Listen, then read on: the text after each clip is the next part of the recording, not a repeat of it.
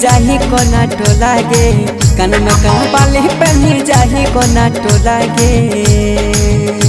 और के करा फसावेला रखो ही बाल खुला गे, के करा फसावेला रखो ही बाल खुला गे। कहीं मुना देखी तोरो होबो छोड़ा गिला रे, कहीं मुना देखी तोरो होबो छोड़ा गिला रे। सब होबो है फिदा मोर देखी बाल छोड़ा खुला रे, सब होबो है फिदा मोर देखी बाल छोड़ा खुला रे, बाल छोड़ा खुला रे।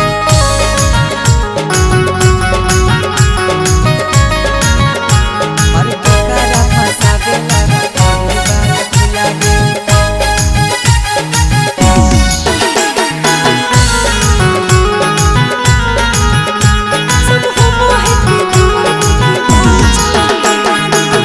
चिकन गाल छोड़ी होठ लाले लाल गे, देखी के तोरा छोड़ी भेलियो बेहाल गे। देखे के तो काहे छोड़ा होबो ही बेहाल रे, घायल करी दे तो हमर पायाला के ताला रे, पायाला के ताला रे। जहाँ जहाँ जाए तो लाग जहाँ में लागे, जहाँ जहाँ जाए तो लाग जहाँ में लागे। और के तारा फसावे न रखो ही बाल खुला गे। सब होबो है फिदा मोर देखी बाल छोड़ा खुला रे, बाल छोड़ा खुला रे।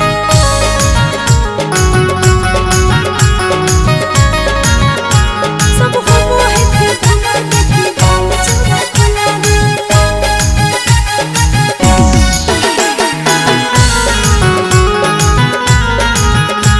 सब होबो है फिदा मोर देखी बाल छोड़ा खुला रे। सजी धजी चलो ही लागो ही बड़ी प्यारी गे, तोरा देखी पागल भेलो बिसन देव बिहारी गे।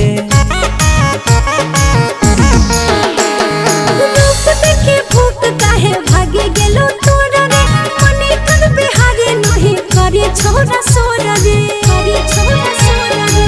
होलो हैरान तोरो प्यार में मोर दिला गे, होलो हैरान तोरो प्यार में मोर दिला गे। और के तारा फसावेला रखो ही बाल खुला गे। सब होबो है फिदा मोर देखी बाल छोड़ा खुला